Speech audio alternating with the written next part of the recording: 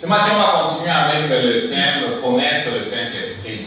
Je crois que c'est le message numéro 5 ce matin.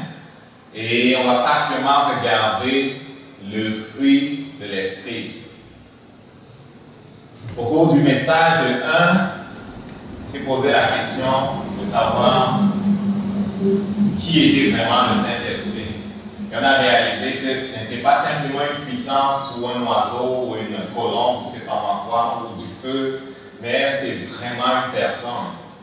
Et le point central, c'était que important de le connaître comme personne et de s'assurer qu'on a la bonne relation avec lui, parce que comment tu considères quelqu'un et comment tu es en relation avec quelqu'un va déterminer ce que tu peux recevoir d'elle. Le Saint-Esprit nous est donné par Dieu pour nous communiquer Jésus-Christ. Si on ne le regarde pas comme Dieu le présente, si on ne s'approche pas de lui de la bonne façon, il sera difficile que son ministère nous fasse vraiment du bien. Amen.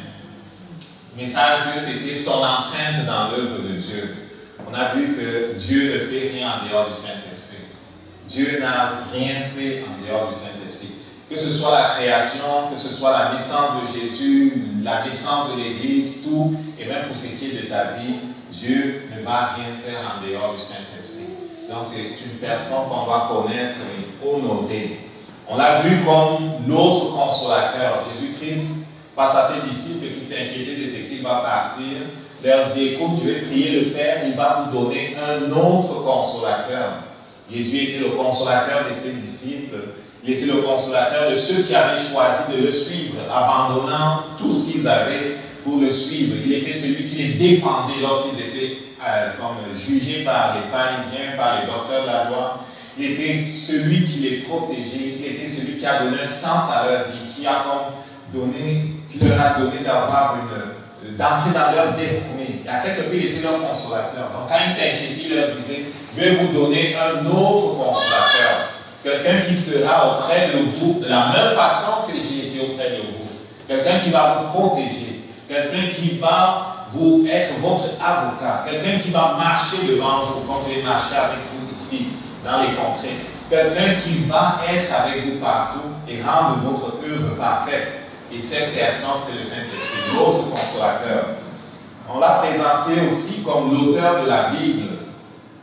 Paul, parlant de la sagesse de Dieu en rapport avec sa prédication, dit dans 1 Corinthiens 2,13, nous parlons non avec les discours qu'enseigne la sagesse humaine, mais avec ceux qu'enseigne l'Esprit, employant un langage spirituel pour des choses spirituelles. Paul dit, on ne parle pas des choses naturelles, on ne parle pas des choses qui montent simplement de notre cœur, mais on parle avec un langage qu'enseigne l'Esprit, une sagesse qu'enseigne l'Esprit. Et donc la prédication de Paul, de Pierre et des autres était quelque chose qui venait du Saint-Esprit.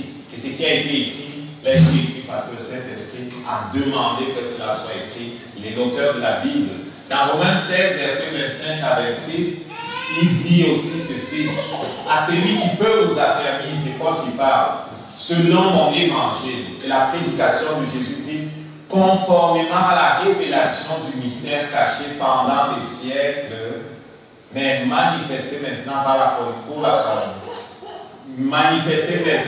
les écrits des prophètes, d'après l'ordre du Dieu éternel, et porté à la connaissance de toutes les nations, afin qu'elles obéissent à la foi. Qu'est-ce qu'il dit ici?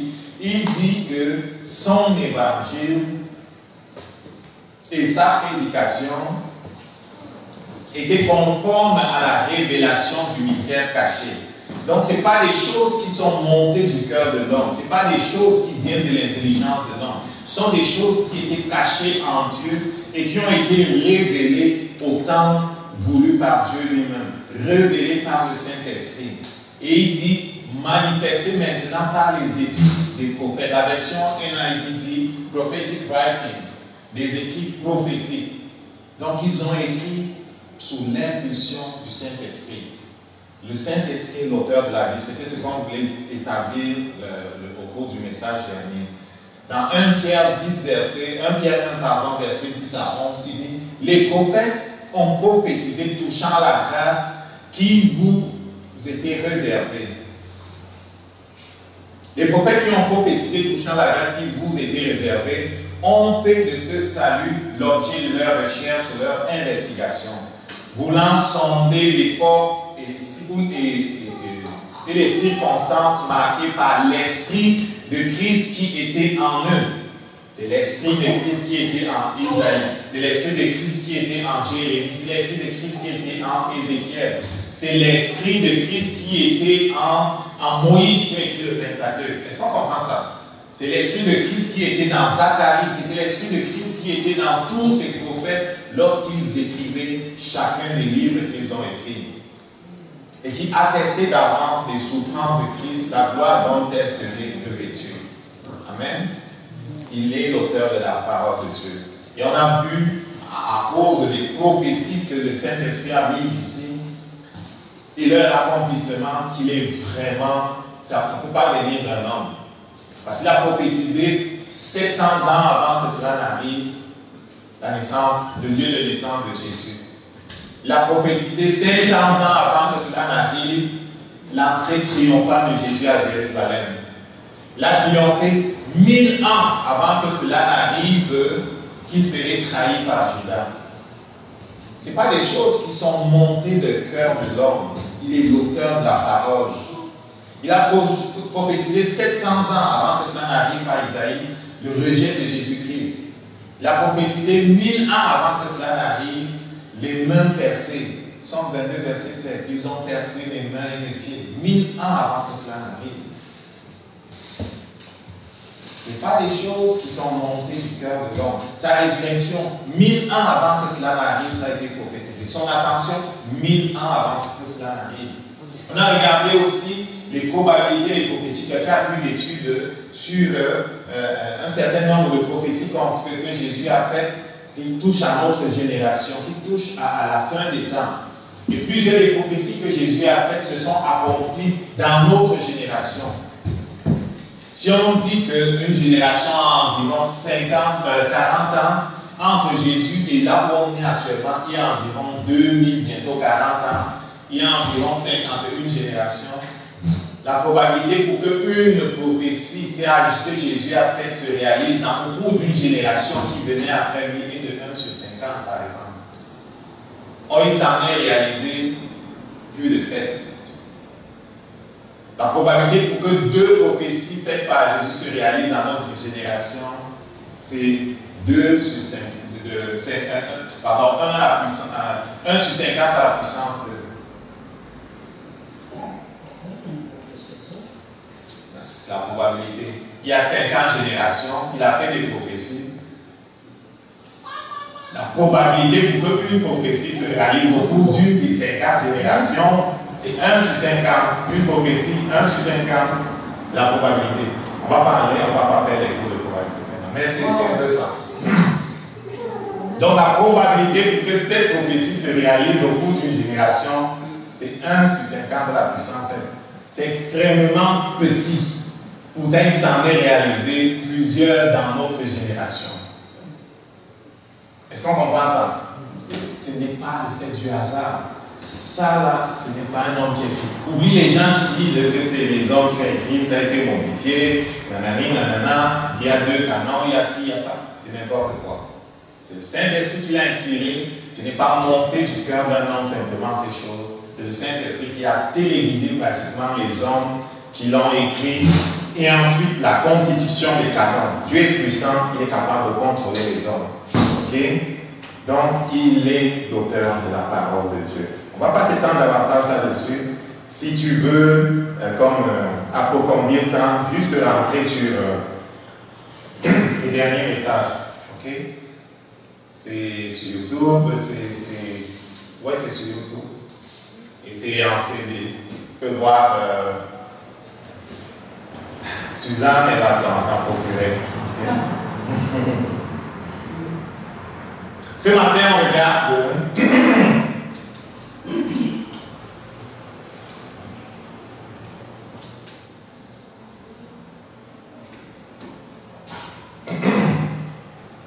le fruit de l'esprit.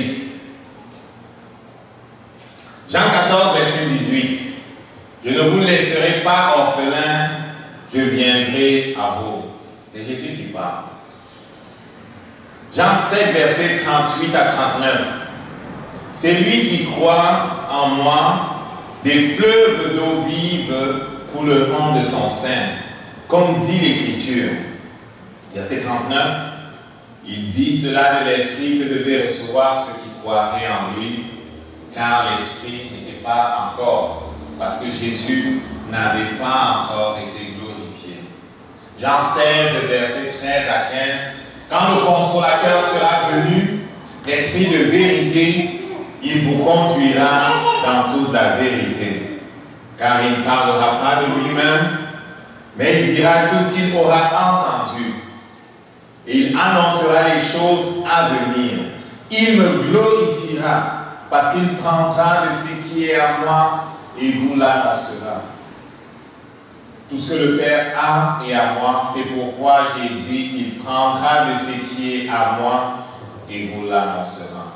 Dans ces trois versets, c'est Jésus-Christ qui parle. Il parle du Saint-Esprit, il parle de la venue du Saint-Esprit. Il dit dans le premier verset que j'ai lu, « Je ne vous laisserai pas orphelin, je viendrai à vous. » Si tu sais lire et mettre en connexion ces différents versets-là, tu vas comprendre que lorsque Jésus et le Père disent qu'ils vont venir à nous, en fait, ils viennent dans la personne du Saint-Esprit. Ça, on comprend ça. Le Saint-Esprit, c'est Jésus-Christ qui vient à nous, mais dans une forme où il n'est pas limité à un corps. À Jérusalem, il était limité à un corps. Pendant son ministère terrestre, il ne pouvait pas être à plusieurs endroits en même temps. Or, aujourd'hui, par le Saint-Esprit, le Père et Jésus-Christ et le Saint-Esprit peuvent être partout en même temps, dans plusieurs personnes en même temps. Ils ne sont pas limités à un seul espace.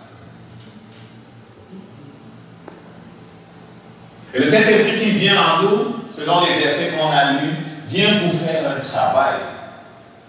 Le premier travail qu'il fait pour celui qui reçoit Jésus-Christ, c'est qu'il transforme notre esprit. À celui qui l'a reçu, à ceux qui croient en son nom, il a donné l'autorité de devenir enfant de Dieu.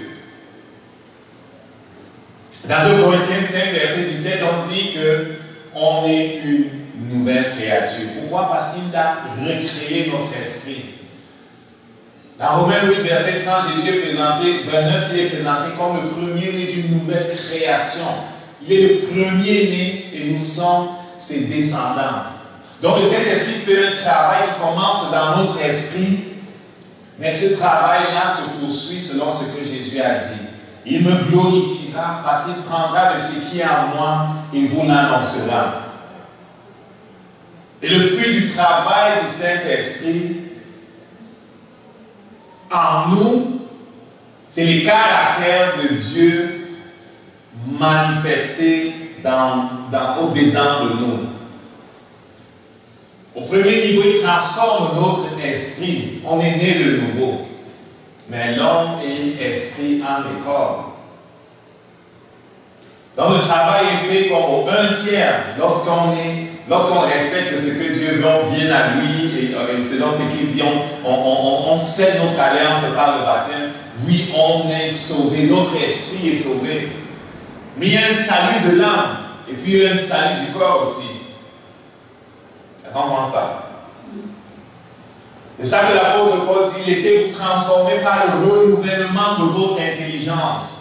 Ce n'est plus l'esprit là, c'est l'âme maintenant. C'est pour ça que la parole de Dieu dit que notre âme peut être sauvée par la parole à laquelle on doit s'attacher. C'est pour ça que la parole de Dieu parle de sanctification. Ce n'est pas notre esprit qui a besoin d'être sanctifié. Il est déjà recréé, il est à l'image de Jésus. C'est notre âme qui a besoin d'être conquise. Amen. Et à la fin, à la résurrection des morts, c'est notre corps qui va être conquis par la gloire de Dieu. Le salut va être complet dans les 3 dimensions de notre être. Donc le fruit de l'esprit, c'est le produit du travail du Saint-Esprit dans notre âme pour s'assurer qu'elle soit conquise totalement et dominée par la personne de Dieu. Et bien sûr, les caractères de Dieu sont alors révélés et manifestés en nous. Saint-Esprit, toi qui es venu prendre de ce qui est à Jésus pour nous donner, nous prions encore que ce matin, nous puissions recevoir dans les cœurs que toi-même as préparés et que ce que nous recevons soit scellé par ton sang et que nous portions beaucoup de fruits afin que le Père soit glorifié. Nous soumettons à toi et prenons autorité sur tout esprit de distraction, tout esprit de fatigue, tout esprit qui voudrait nous faire perdre notre héritage. Prenons autorité sur cela au nom de Jésus. Nous parlons à notre corps, nous parlons à tout ce qui s'opposerait à notre bénédiction ce matin et nous imposons le règne de Dieu à tous les niveaux au nom de Jésus. Amen.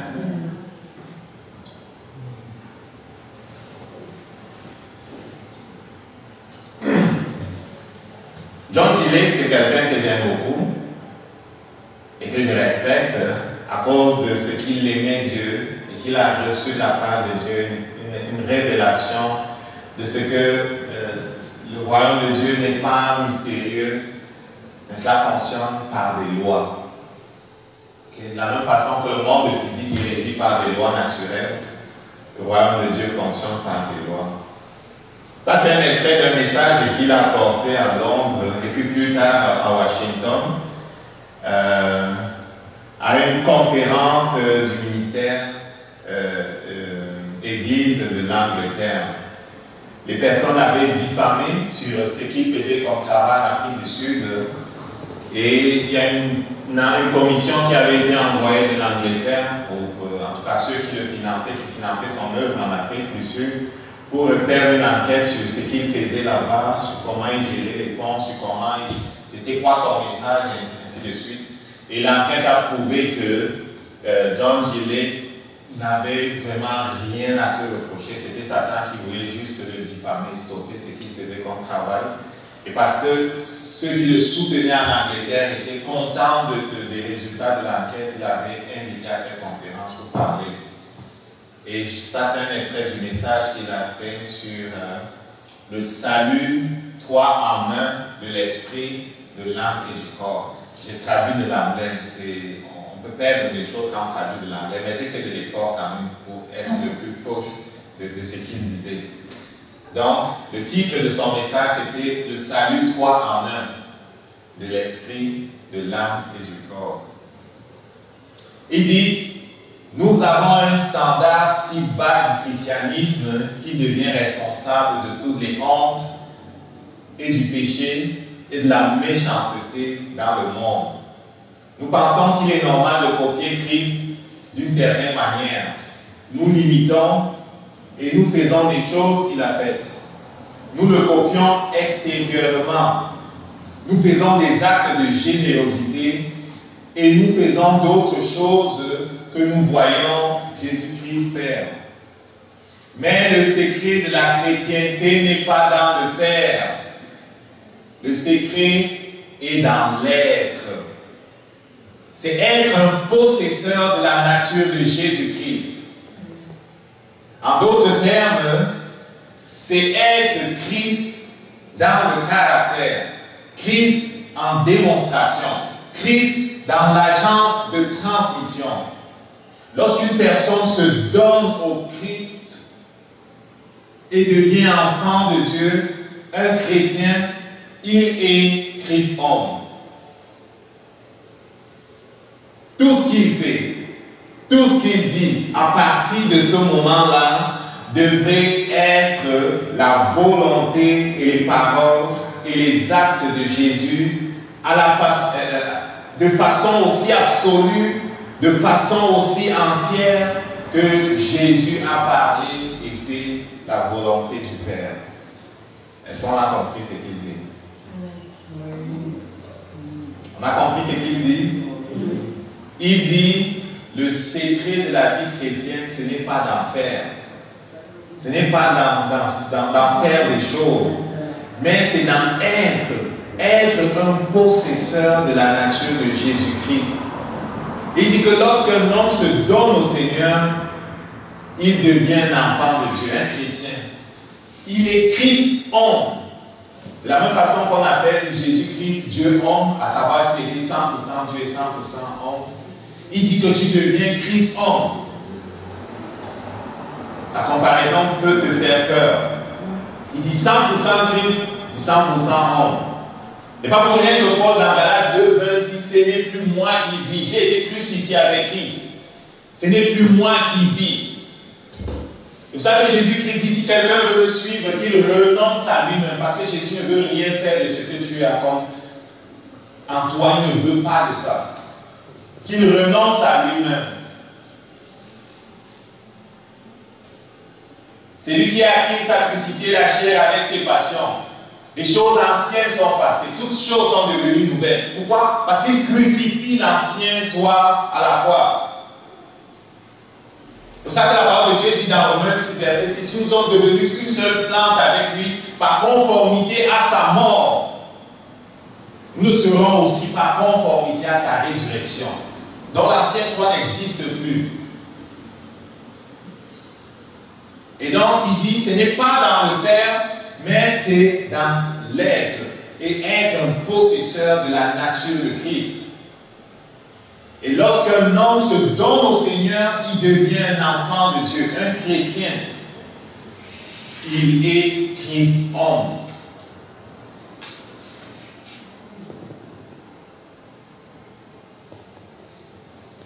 Cet esprit veut posséder ton âme.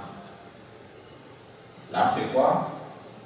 L'âme, c'est le siège de notre volonté, le siège du raisonnement ou de l'intelligence, le siège de nos émotions. Le Saint-Esprit veut posséder notre âme de la même façon qu'il a détruit notre ancien esprit ou bien qu'il a recréé notre esprit en Jésus-Christ et qu'il possède notre esprit. Quand tu es né de nouveau, ton esprit a été recréé à partir de celui de Jésus-Christ. Dieu est Seigneur dans ton esprit. Ton esprit est exactement comme celui de Jésus-Christ.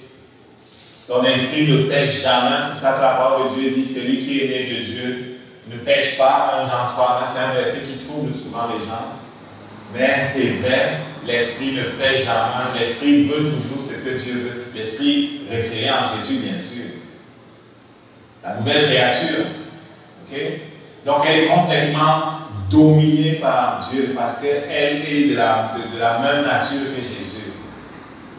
Mais ton âme n'est pas encore sauvée. Ton corps, ne parlons pas de ton corps, la maladie le fatigue tout le temps. Il n'a pas encore connu la résurrection des corps, il n'a pas encore été glorifié. Ton corps ne traverse pas encore les murs comme ceux de Jésus. Mais un jour viendra, ton corps va traverser les murs comme ceux de Jésus, exactement comme ceux de Jésus. Tu vas te déplacer sans avion, tu n'auras pas besoin d'avion pour ça. Tel était le corps de Jésus, tel sera ton corps. Le Saint-Esprit va s'en occuper. Le salut en 3 dimensions. Maintenant, il veut s'occuper de ton âme. Mais est-ce que tu veux qu'il possède ton âme? Mais est-ce que tu veux lui soumettre ton âme? Est-ce que tu veux le laisser travailler à créer en toi le caractère de Dieu? Ou est-ce que tu aimes ta vie telle qu'elle est? Est-ce que tu dis, c'est comme ça que je suis? Si on me cherche, on va me trouver. C'est comme ça que je suis? Ou bien est-ce que tu te laisses transformer?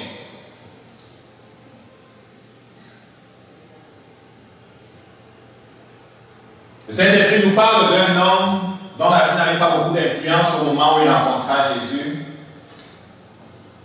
Son frère André lui-même avait pour compagnons Jean et Jacques. Et ils avaient pour activité la pêche. Et comme je le disais tantôt, c'était quelque chose qui n'était pas très glorieux en ce temps-là, parce que s'il fallait être une personne influente en ce temps-là, il fallait être un scribe, il fallait être un prêtre ou un sacrificateur. Il fallait être quelqu'un qui peut-être travaillait pour le gouvernement romain, mais eux, ils avaient par défaut exercé l'activité de leur terre. Et c'était des pêcheurs.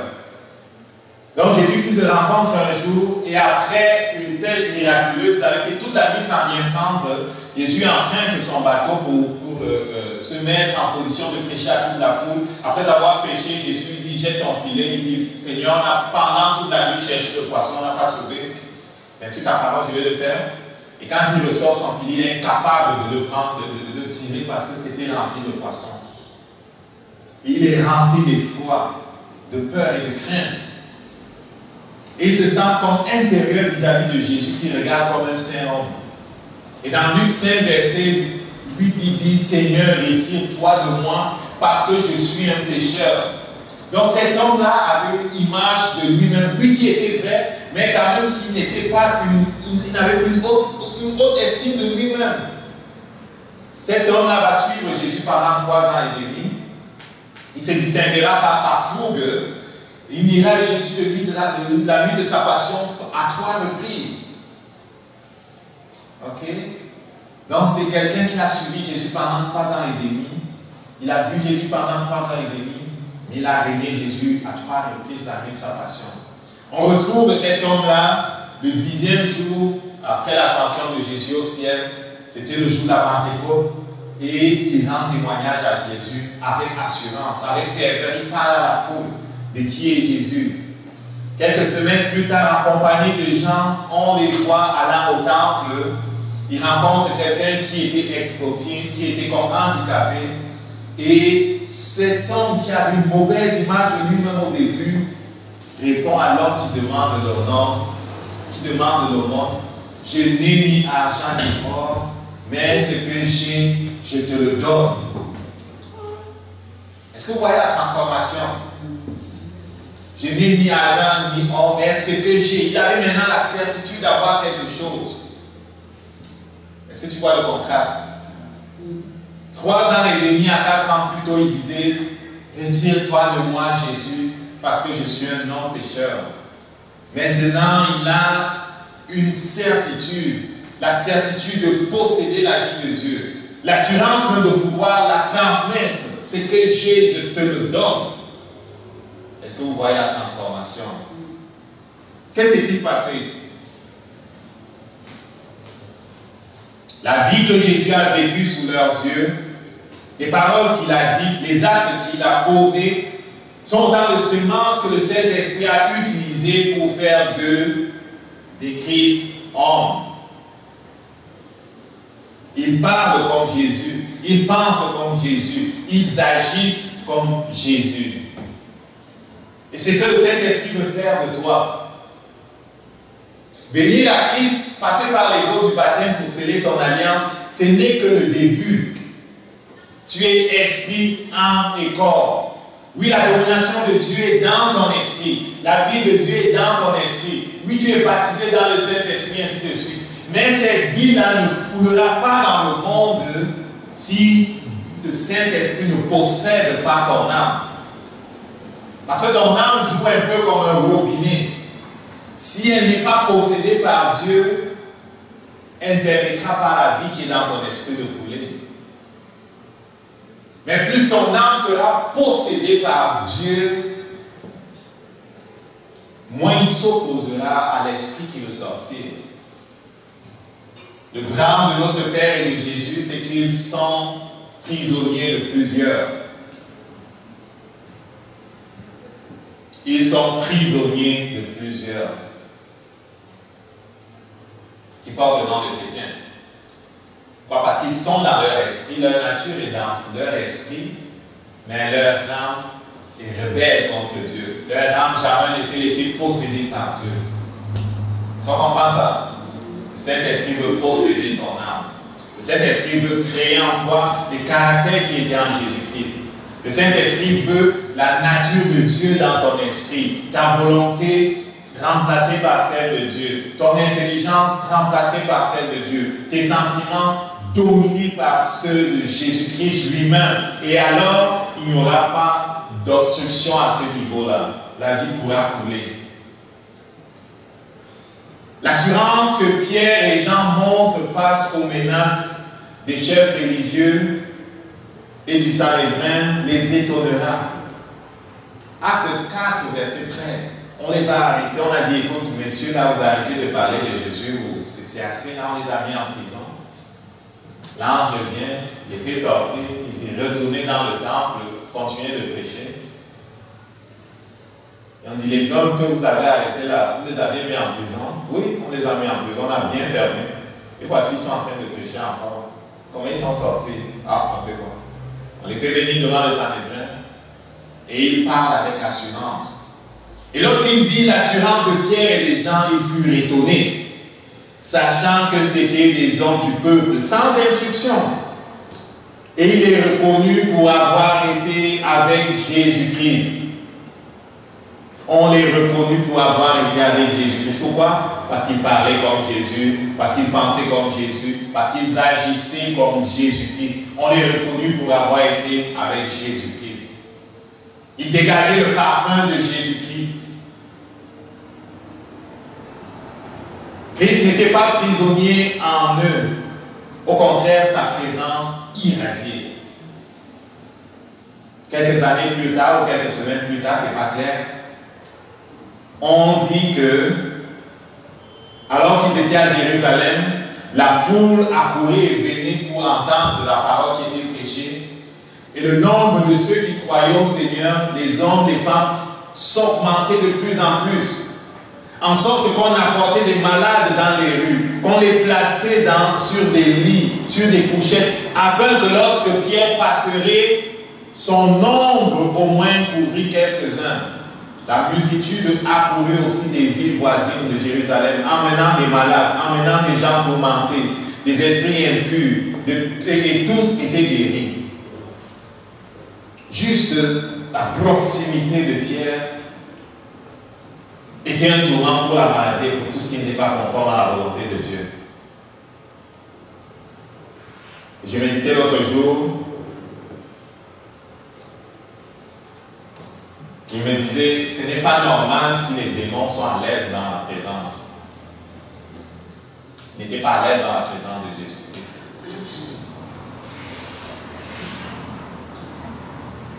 Peut-être une pensée que tu vas trouver forte.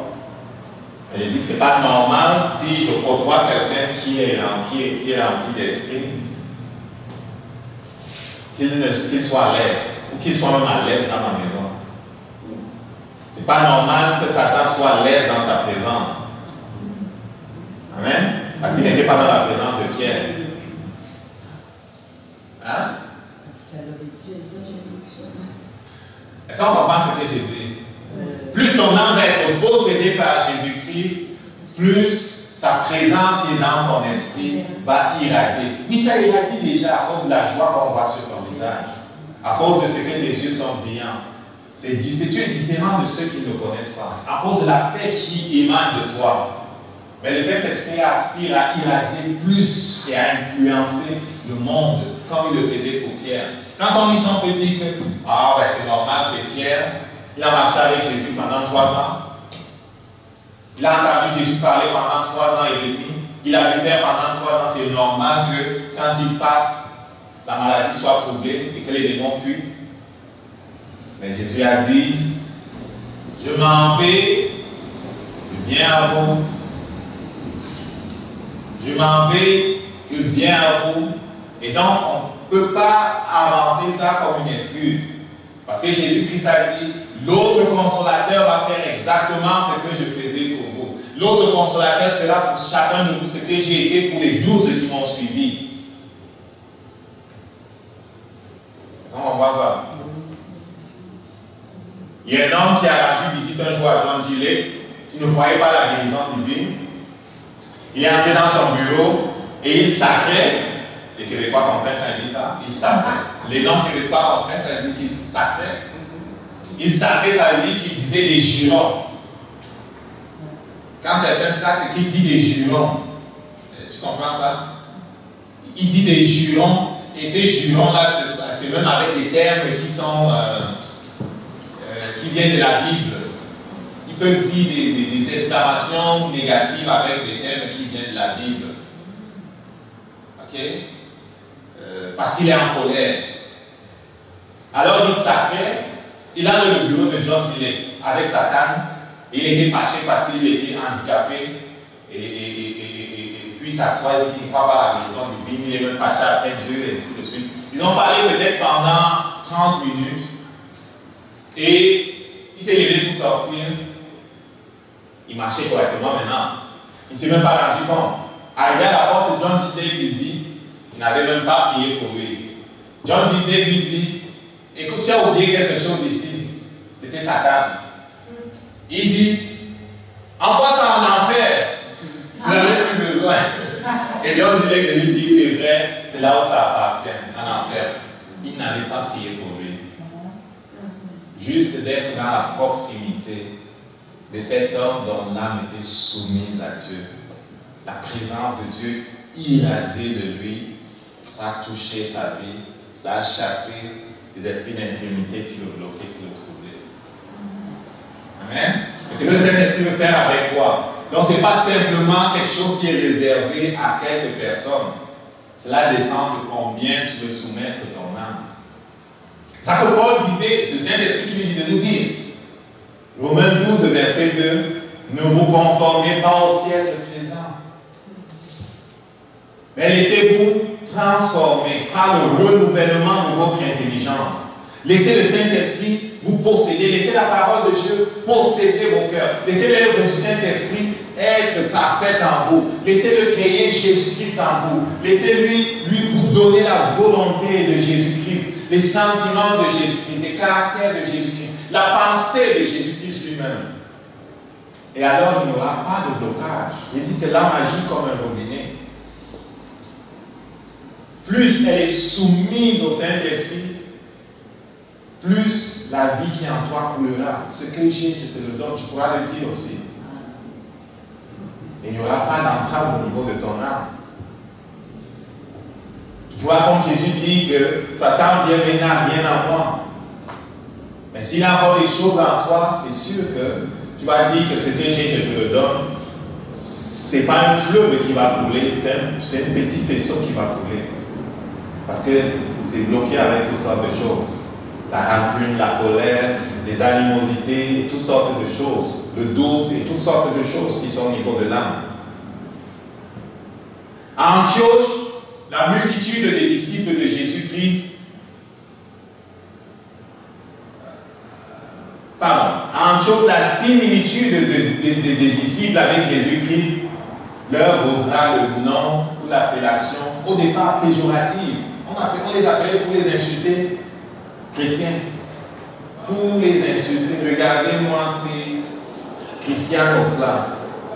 Christianos, ces gens qui sont comme embaumés de Christ là. On les a embaumés de Christ là. Christianos là. Tellement ils ressemblaient à Jésus-Christ.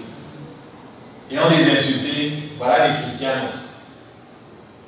Et c'est un beau nom. C'est un très beau nom. Et c'est à cause de quoi? À cause de leur similitude avec Jésus-Christ. Ils pensaient comme lui, ils parlaient comme lui, leur volonté, leurs sentiments, leur raisonnement étaient exactement alignés sur celui de Jésus-Christ. Il n'y avait pas d'entrave dans leur âme. Alors la vie de Dieu qui en eux pouvait couler. Est-ce que tu reprends l'atmosphère du ciel partout où tu passes?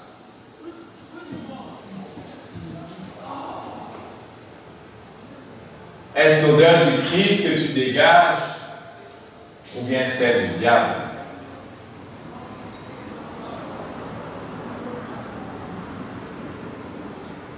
Est-ce que les démons sont à l'aise dans ta présence?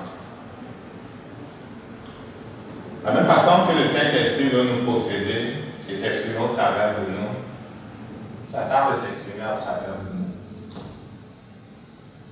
Je ne sais pas si vous l'avez remarqué.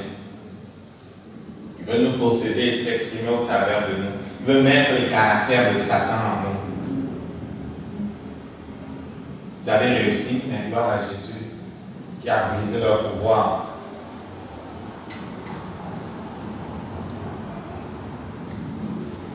Donc le Saint-Esprit nous appelle à être participants de la nature divine. Que notre âme, comme John G. dit, soit dominée par le Saint-Esprit. Par la bouche de l'apôtre Pierre, dans sa deuxième épître au chapitre 1, le Saint-Esprit l'exprime de cette façon-ci. Dieu nous appelle à être participants de sa nature. Je vais lire à partir du verset 3. Sa divine puissance nous a donné tout ce qui contribue à la vie et à la piété au moyen de la connaissance de celui qui nous a appelés par sa propre gloire et par sa vertu. Celui-ci nous assure de sa part les plus grandes et précieuses promesses afin que par elles vous deveniez participants de la nature divine. Comment? En fuyant la corruption qui existe dans le monde par la convoitise. À cause de cela, faites tous vos efforts pour joindre à la foi la vertu, à la vertu la connaissance, à la connaissance la maîtrise de soi, à la maîtrise de soi la patience, à la patience la piété, à la piété l'amitié fraternelle, à l'amitié fraternelle l'amour. Car si ces choses sont en vous, toutes ces choses que j'ai nommées là, c'est au niveau de l'âme qu'on les trouve. C'est-tu vrai? C'est au niveau de l'âme qu'on les trouve en dehors de la foi.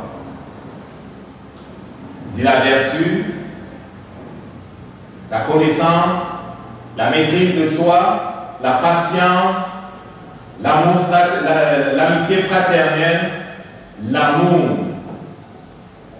Il dit, si ces choses sont en vous et ils sont avec abondance, elles ne vous laisseront point oisifs ni stériles.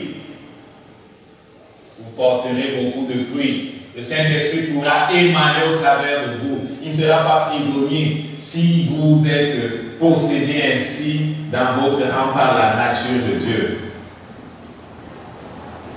Lui, on est né de nouveau, on est une nouvelle créature dans notre esprit. Mais c'est le premier niveau. Un tiers de nous est sauvé. Le Saint-Esprit a un programme pour sauver notre âme, la sanctification. Et si on se soumet à ce programme-là, la nature de Dieu va envahir notre âme.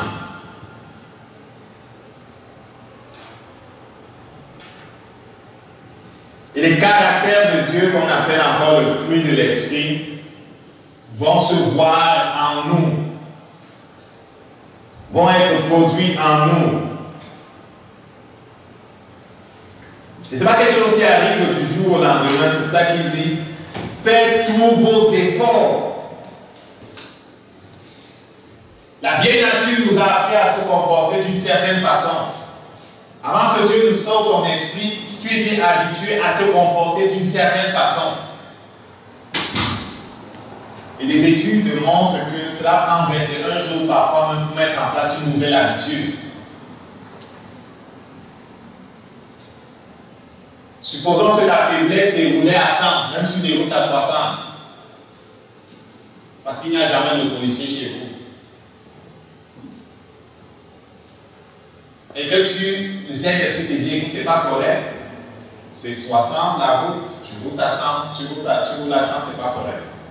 Je dis, ok, on doit respecter les autorités, je dois montrer un bon exemple. Il paraît qu'il faut que tu t'astreignes pendant au moins 21 jours pour que cela s'entre. Parce que tu étais tellement habitué à faire autrement que cela va prendre du temps pour démanteler cette mauvaise façon de te comporter là. C'est pour ça qu'il dit, faites tous vos efforts, parce que cela va demander un certain effort pour démanteler les vieilles habitudes. Parfois, les vieilles habitudes seront tellement ancrées qu'on aura même besoin de demander la prière des autres. On aura besoin de demander de la prière d'autorité même des autres. Peut-être de passer par la délivrance. Certains ont de la misère à entrer dans la vie de Dieu parce qu'à quelque part dans leur cheminement, ils se sont tellement laissés, ils ont tellement laissé les esprits s'exprimer, les esprits méchants s'exprimer au travers d'eux qu'ils sont comme oppressés par les esprits et ont besoin de délivrance. Si c'est ton cas, prie le Saint-Esprit qui te montre des gens avec qui tu vas aller pour qu'on fasse la prière pour la délivrance. Tu auras beau essayer de lâcher la bouteille, si tu dis que tu as un démon d'alcoolisme, tu tu ne vas pas être capable. Tu vas beau essayer de te détourner, je ne sais plus de quel péché. Si tu as un esprit qui t'oppresse dans l'âme par rapport à cette tendance-là, tu ne seras pas capable tout seul. Certains, tu seras capable. La louange et l'adoration, entrer dans la présence de Dieu va faire fuir certains esprits. Mais si tu es vraiment possédé fort par d'autres, tu auras besoin que quelqu'un qui connaît exercer l'autorité fasse la prière de délivrance pour toi. Faites tous vos efforts. Faites tous vos efforts pour joindre à la foi ici des qualités sur lesquelles il faut focaliser et travailler parce que le Saint-Esprit aspire à les créer en nous. Par la bouche de Paul, le Saint-Esprit dit dans Galates 5 au verset 22, on va atterrir bientôt, je vais lire 2 ou 3 autres versets. Il dit le fruit de l'esprit, c'est l'amour, la joie, la paix, la patience, la bonté, la bienveillance, la foi, la douceur, la maîtrise de soi. La loi n'est pas contre ces choses-là. Ceux qui sont à Christ ont crucifié la chair avec ses passions et ses désirs. Si nous vivons par l'esprit, nous marchons aussi selon l'esprit. Ne cherchons pas une belle gloire en nous provoquant les uns les autres, en nous portant envie les uns les autres. Qu'est-ce que le Saint-Esprit dit ici? Il dit que si tu lui permets de posséder ton âme et de travailler en toi, il va développer l'amour de Dieu en toi. Et même il dit que l'amour de Dieu a été déversé dans ton esprit par lui-même, Romains 5, verset 5. Il va faire en sorte que cela remplisse ton âme.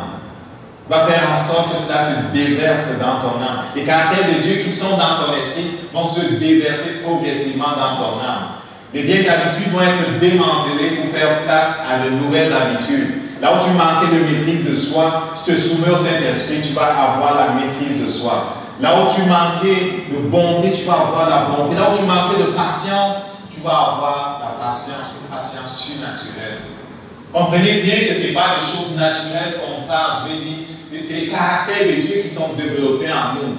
S'il y a quelque chose qui est difficile et pénible, c'est de vouloir vivre la vie de Dieu sans l'Esprit de Dieu. Ceux qui essayent se cassent le nez.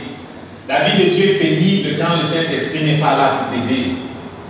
Mais avec le Saint-Esprit à l'œuvre, toutes ces qualités-là vont se développer en toi. Est-ce que tu comprends ça? Ça doit être ton désir.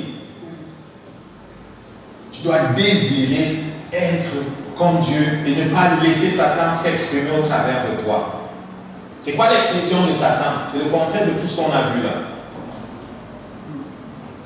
Le doute, le manque de douceur, le manque de maîtrise de soi, la colère et toutes les autres choses. Alors, le contraire de la joie, c'est quoi? C'est ça, Satan.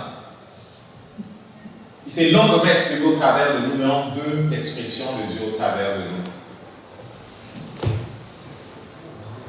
La bonne nouvelle, c'est que les racines du péché ont été détruites et qu'on a simplement besoin de démanteler les vieilles habitudes et de mettre en place de nouvelles habitudes. Le Saint-Esprit nous aide dans cela. Jean 15, verset 11, 1 à 13, Jésus-Christ dit: je suis le cep, vous et mon Père est le vigneron. Le cep, c'est quoi? Le cep, c'est l'arbre. Dans la vigne, il y a une plante là, un arbre de la vigne. Comment on appelle ça? C'est la vigne, n'est-ce pas? La plante, c'est la vigne. Jésus dit: je suis la plante là, et vous êtes les branchages, vous êtes les branches. Mon Père est le vigneron, c'est lui le propriétaire de la vigne. Tout sarment qui est en moi et qui ne porte pas de fruits, le Père le retranche. Tout sarment qui porte du fruit, il est mon, afin qu'il porte encore plus de fruits. Il dit déjà: vous êtes purs à cause de la parole que vous a été annoncée. Il dit: demeurez en moi, je demeurerai en vous. Comme le sarment ne peut rien par lui-même, comme le sarment ne peut par lui-même porter de fruits s'il ne demeure attaché au cep, ainsi vous ne pouvez pas non plus si vous ne demeurez en moi. Dans le fruit de l'esprit qu'on a vu, c'est le Saint-Esprit qui travaille en nous. Tant que tu demeures en Jésus, le Saint-Esprit peut travailler en toi. Demeurer en Jésus, c'est quoi? Demeurer en Jésus, c'est demeurer dans sa parole. C'est obéir à sa parole. Vous demeurez en moi, mes paroles demeurent en vous, et ainsi de suite. En fait, c'est qu'il parle de sa parole. Si on demeure dans sa parole, si on obéit à sa parole. Et j'étais troublé de poser la question au Saint-Esprit. Comment ça se fait au verset 2 là, tu dis des gens qui demeurent en toi et qui ne portent plus de fruits. C'est qui ça? Comment il peut demeurer en Jésus et ne plus porter de fruits? J'espère que ce n'est pas ton cas. C'est le cas de personnes qui ont commencé à porter du fruit, qui ont porté du fruit un temps et qui aujourd'hui n'en portent plus parce qu'ils ont cessé d'obéir à Jésus-Christ. Un jour, ils ont porté du fruit, mais ils se sont lassés. Ils se sont lassés d'obéir. Ils demeurent en lui, mais ils ne portent plus de fruits. Un jour, ils ont porté du fruit. Amen. L'obéissance te gardera d'entrer dans ce monde-là où tu ne portes plus du fruit. Parce que Jésus dit plus loin que lorsqu'on porte beaucoup de fruits, au verset 8, le Père est glorifié. Et c'est de cette façon qu'on saura qu'on est ses disciples. Parce qu'on porte beaucoup de fruits. Parce qu'on répand partout la bonne odeur de sa connaissance. 2 Corinthiens 2, verset 14. Parce que comme à Antioche, on va entendre, quand on va parler, on va avoir l'impression qu'on entend Jésus. Quand on va marcher, on va avoir l'impression que c'est Jésus. La similitude sera réelle parce qu'il aura possédé toute notre âme. Demeure en Jésus. Comment? En demeurant dans sa parole, en marchant dans l'obéissance. Est-ce qu'il y a une différence entre les dons du Saint-Esprit et le fruit du Saint-Esprit? Oui. Le don du Saint-Esprit, c'est un don. Tu ne travailles pas beaucoup pour ça. Le Saint-Esprit qui vient en toi se manifeste en toi. Pour autant que tu aspires à le voir se manifester. Des paroles de connaissance, des paroles de sagesse et les autres choses vont être vues dans ta vie. Par contre, le fruit de l'esprit, comme le Saint-Esprit dit, il faut travailler, ça prend du temps, il faut de la persévérance. Il faut se laisser posséder dans son âme par le Saint-Esprit.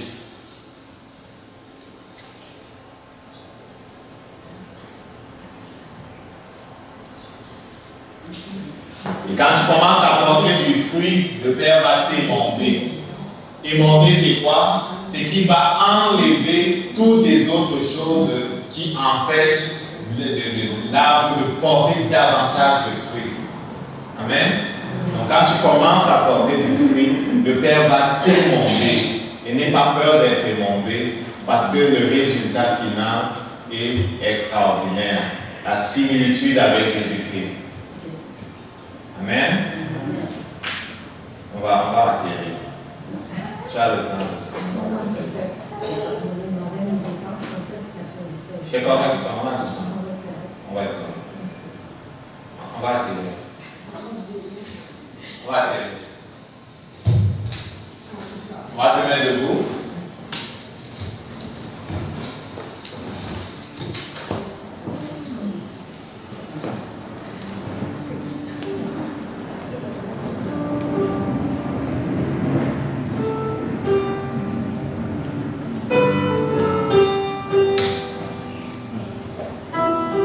Le secret de la chrétienté n'est pas dans le faire. Le secret est dans l'être. C'est être un possesseur de la nature de Jésus-Christ. Lorsqu'une personne se donne au Seigneur et devient un enfant de Dieu, un chrétien, il est Christ en.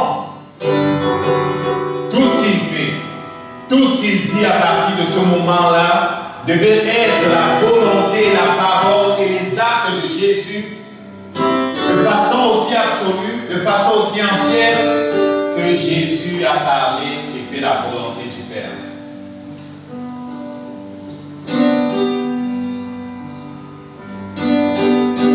C'est le Verbe de Dieu.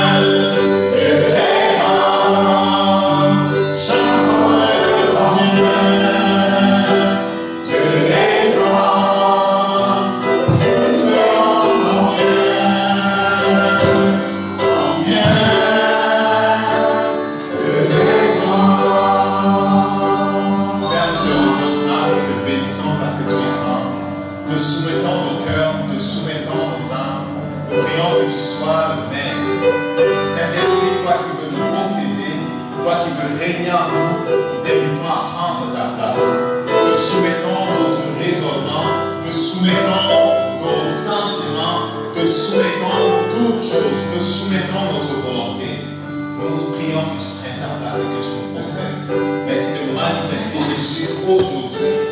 Merci de faire en sorte que le parfum de sa bonne odeur transparaisse lorsque nous marchons, lorsque nous parlons, et que les vies soient transformées, soient touchées pour ta gloire. Au nom de Jésus. Amen. Le Seigneur bénisse ta journée. Bon appétit. Se voit même petit pour la prière. Samedi peut-être pour le mariage. Dimanche à jour, ce sera ici à 10h. Seigneur te bénisse.